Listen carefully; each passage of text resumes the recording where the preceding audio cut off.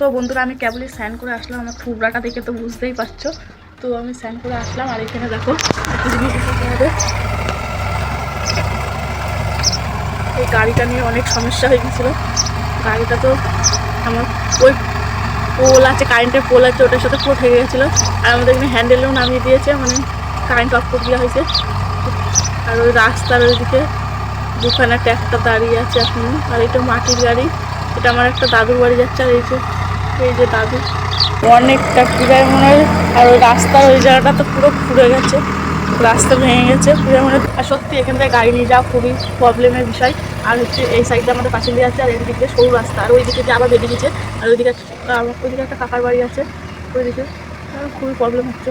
আর দাদুদের বাড়িটা একটু ভেতরে, তো তার জন্য আরও গাড়ি সে আর মালপত্র নিয়ে আনছে ছোটো গাড়ি করে।